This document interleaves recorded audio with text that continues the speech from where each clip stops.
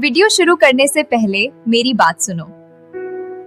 अगर आपको हमारी वीडियो पसंद आए या किसी परीक्षा में कोई फायदा हो रहा हो तो लिंक आपके दोस्तों को शेयर जरूर करें।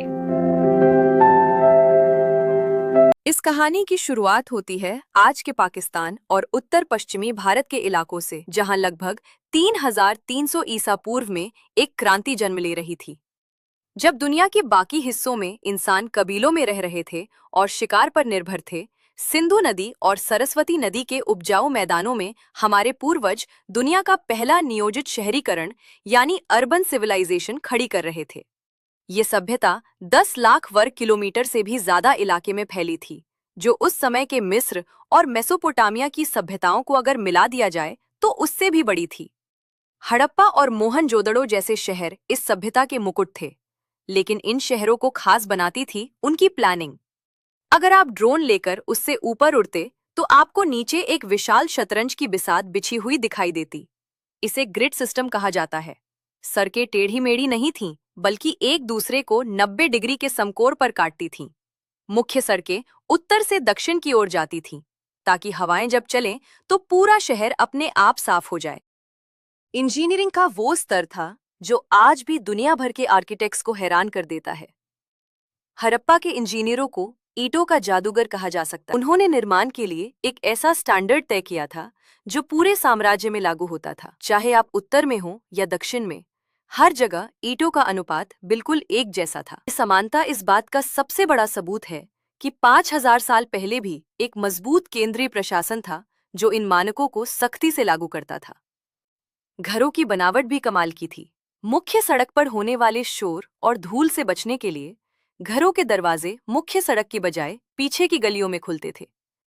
लगभग हर घर में एक आंगन था, रसोई थी और सबसे चौंकाने वाली बात, एक निजी स्नानागार और टॉयलेट था। दीवारें इतनी मोटी बनाई जाती थीं कि गर्मियों में भी घर के अंदर ठंडक बनी रहे। ये वास्तुकला की वो समझ थी जो बताती है कि वे आराम और विज्ञान दोनों को महत्व देते थे। मोहनजोदड़ो के खंडहरों के बीचों बीच एक संरचना ऐसी है जो आज भी हमें विस्मित करती है।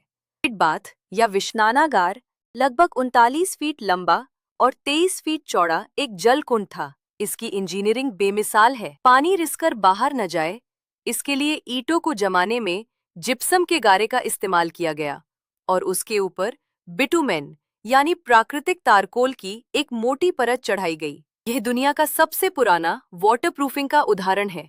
इतिहासकार मानते हैं कि यह सामाजिक या धार्मिक अनुष्ठानों के लिए इस्तेमाल होता था। लेकिन पानी की कहानी सिर्फ यहाँ तक सीमित नहीं थी। गुजरात के धोलावीरा शहर ने तो जल संरक्षण में कमाल ही कर दिया था। यह शहर रेगिस्तान के बीच में था, इसलिए वहाँ के इंजीनियरों ने बारिश के पानी को इकट्ठा करने के लिए विशाल जलाशय और बांध बनाए। उन्होंने चट्टानों को काटकर ऐसे चैनल बनाए जो नदी के पानी को शहर के बड़े टैंकों तक लाते थे। धोलावीरा का जल प्रबंधन सिस्टम आज भी आधुनिक हाइड्रो इंजीनियर्स के लिए एक केस स्टडी है। हड़प्पा की अर्थव्यवस्था की रीढ़ था उनका व्यापार। व्यापार का केंद्र था लोथल। गुजरात के तट पर स्थित लोथल में दुनिया का सबसे पुराना जहाज गोदीवाड़ा यानी डॉकयार्ड मिला है। ये इस बात का प्रमाण है कि हड़प्पा के लोग समुद्र के रास्ते मेसोपोटामिया उनके जहाजों पर लदे कीमती पत्थर, हाथी दांत के गहने और सूती कपड़े दुनिया भर में मशहूर थे। लेकिन इस महान सभ्यता की सबसे रहस्यमयी बात है उनकी लिपि। उनके द्वारा इस्तेमाल किए गए चिन्हों को आज तक पढ़ा नहीं जा सका है। क्या लिखते थे, कि भगवान कौन थे, उनकी भाषा क्या थी, राज आज भी जमीन के अंदर दफन है। वैज्ञानिकों ने सैकड़ों मोहरें खोजी हैं, पर अजीबोगरीब आकृतियां और लिखावट है, लेकिन उनकी वर्णमाला को डिकोड करना अभी भी बाकी है। जिस दिन यह लिपि पढ़ ली जाएगी, शायद हम भारत के उस गौरवशाली इतिहास के बारे में और भी गहराई से जान पाएंगे जो वक्त की धूल में कहीं खो गया है। हड़प्पा सभ्यता महज खंडहर नहीं, बल्कि हमारे पूर्वजों की उस मेधा का प्रतीक है जिसने हजारों साल पहले।